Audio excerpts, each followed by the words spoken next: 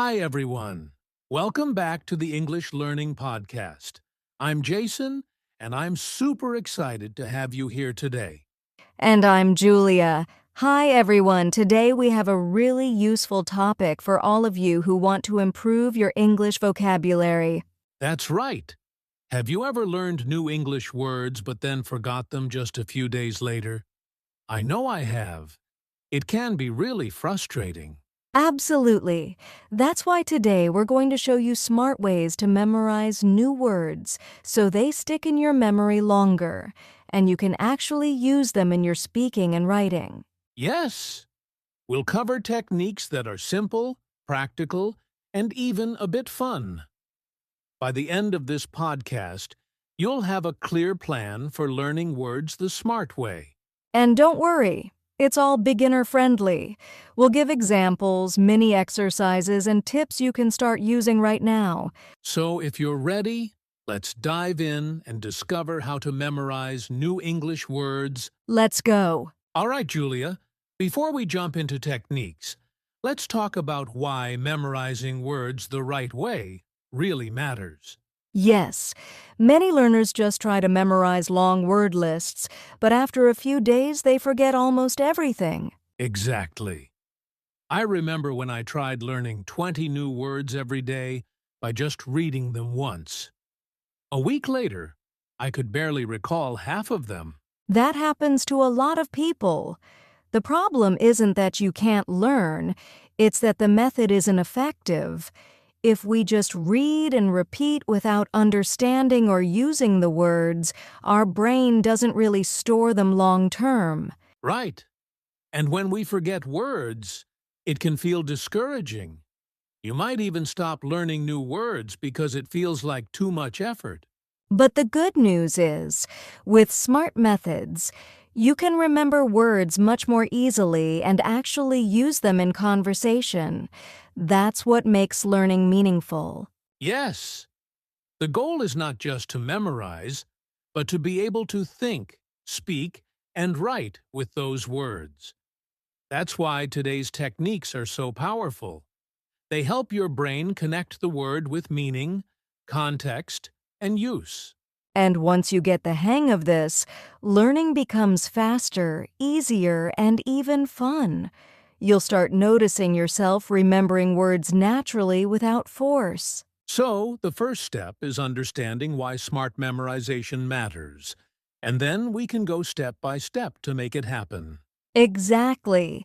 Let's move to the first technique, connecting words to meaning and context. All right, Julia, let's jump into the first step, connecting words to meaning and context. Why is this so important? Well, Jason, when you just memorize a word by itself like exhausted, it's easy to forget. But when you connect it to a sentence or a real situation, your brain remembers it much better. Exactly. So instead of just writing exhausted equals very tired, you could think of a sentence like, I was exhausted after my morning run. That way, the word has a story. Yes, and the story doesn't have to be complicated. Even small examples from your own life work perfectly. For example, if you learn the word delicious, you can say, "The cake my friend baked was delicious." I like that. It's also helpful to connect the word with feelings or images. For exhausted, you can imagine yourself lying on the sofa after a long day. That mental image helps you remember. Right, and beginners should try to use the word in a sentence immediately. Don't just memorize, it's about understanding and using it. Exactly. And here's a tip. When learning 5 to 10 new words, try making a short story with them. That story will make your words stick naturally. Yes, and it makes learning fun too. Suddenly, it's not boring flashcards. It's a story about your life, your experiences, or your imagination. So the key takeaway for step 1, always connect the word to its meaning, a sentence, and a real-life context. That's how your brain remembers it longer. Perfect. And next, we'll show you how using multiple senses can make memorizing even smarter. All right, Julia. Now that we've learned how to connect words to meaning and context, what's the next step? Step 2 is using multiple senses to remember. This means engaging your eyes, ears, and hands while learning. The more senses you use, the stronger your memory. Exactly. For example, you can read a word aloud. Hearing yourself say it makes it easier to remember than just looking at it silently. And don't stop there. Writing the word down is another great way. Your hand movement helps your brain remember the shape and spelling of the word. Yes, and if possible, add a visual element too. For example, if you're learning the word sunset, you can look at a picture of a sunset while saying the word aloud and writing it down. I love that. Beginners can also create flashcards with the word on one side and a picture or sentence on the other. Then, review them regularly. Right. Here's a mini exercise for our listeners. Take the word gigantic. Say it aloud. Write it on a piece of paper and imagine a giant object, like a huge elephant. That combination will make it much easier to remember. Exactly. Using multiple senses makes learning active, not passive. Your brain is more involved, so the word sticks. So remember, see it, say it, write it, and imagine it. That's a simple but powerful technique. Perfect. Next, we'll talk about spaced repetition, which takes your memory to the next level. All right, Julia. Now that we've talked about connecting words to meaning and using multiple senses, what's the next secret to remembering words? Step 3 is spaced repetition. This is a super powerful technique because it helps your brain store words in long-term memory instead of forgetting them after a few days. Exactly. Instead of reviewing all your new words every day, spaced repetition means you review them at increasing intervals. For example, after 1 day, then 3 days, then 7 days, and so on. Yes, and this works because your brain recalls the word just before it's about to forget it, which strengthens the memory. Right. Many people think repetition is boring, but if you do it smartly, it's very efficient. You don't need to spend hours. You just need to review at the right time. And there are many tools that make it easy. You can use apps like Anki or Quizlet or simply make a notebook and schedule your review. Here's a simple example. Let's say you learned the word amazing today. Tomorrow, quickly review it. Then again after 3 days, then after a week. By the third or fourth review, you'll remember it for months. Exactly. And you can combine this with the techniques we already talked about, reading aloud, writing, and imagining the word, so it really sticks. So the key takeaway: don't just cram words. Learn them smartly, review them in spaced intervals, and you'll remember them for a long time. Perfect. And now we'll move on to step 4, grouping words smartly to make learning even easier. All right, Julia. Now that we've learned about spaced repetition, what's our next smart technique? Step 4 is grouping words smartly. This means organizing new words into categories, themes, or situations so your brain can remember them more easily. That makes sense. For example, instead of randomly learning words, you can group words about food, travel, work, or emotions. Yes, when you need a word in a real conversation, your brain already knows the category. It's much faster to recall words that are connected. Exactly.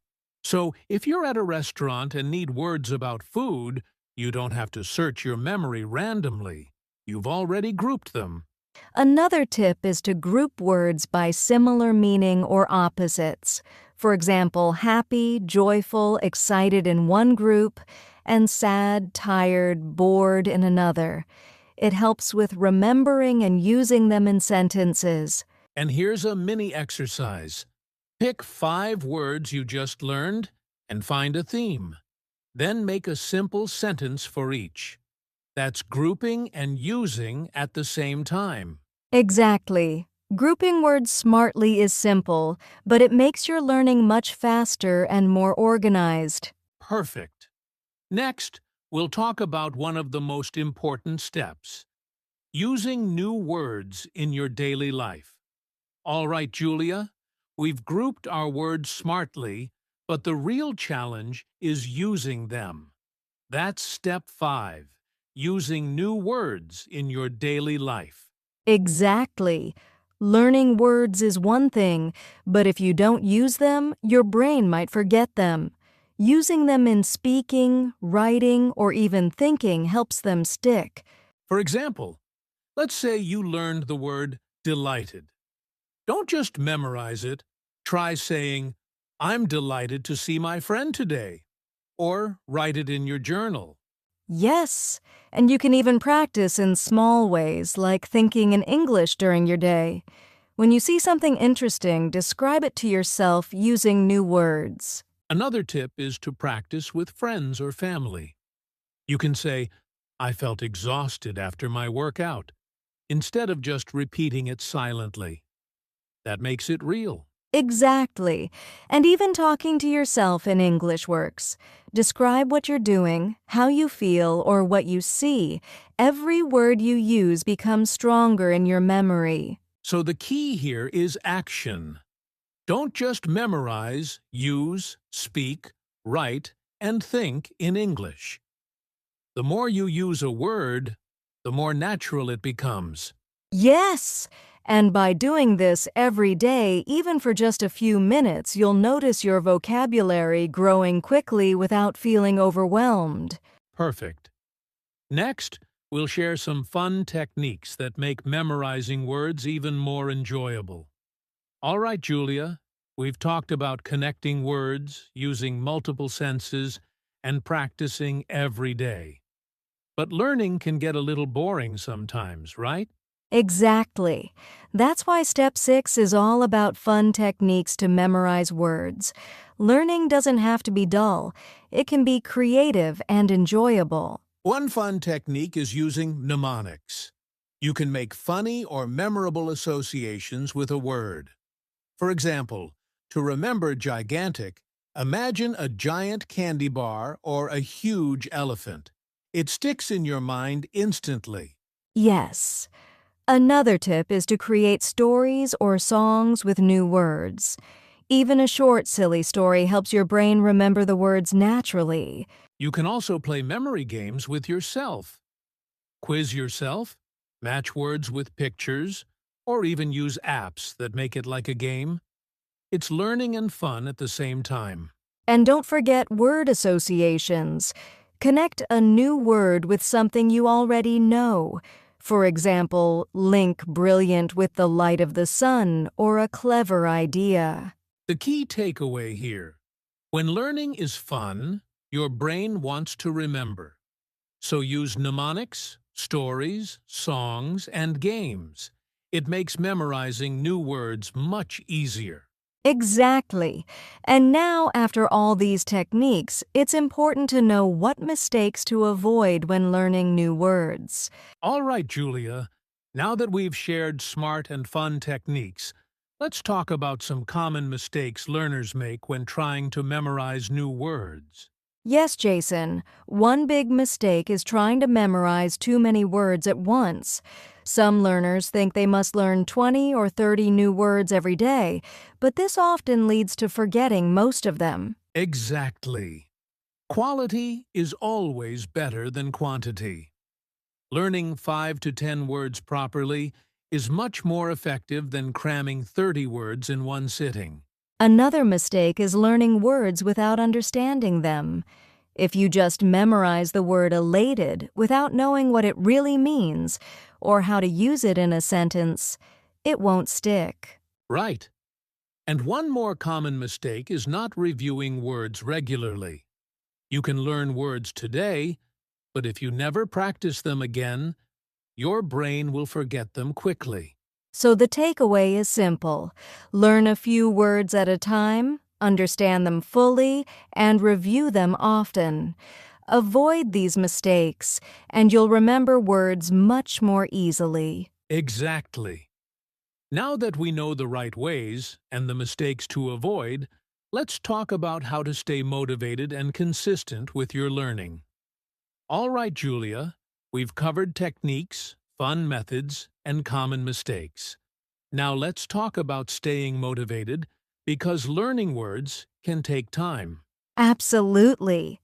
Remember, it's normal to forget words at first. Don't get discouraged.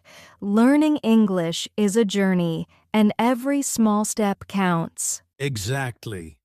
Even practicing just a few words every day adds up. Your vocabulary will grow faster than you think. And celebrate small wins. Did you remember a word correctly in a conversation? That's progress. Did you use a new word in writing? Another win. Yes, motivation comes from seeing your progress. Stay consistent, practice daily, and enjoy the process of learning. You've got this. Every word you learn brings you closer to speaking English confidently. All right, Julia, let's quickly summarize what we learned today. Sure.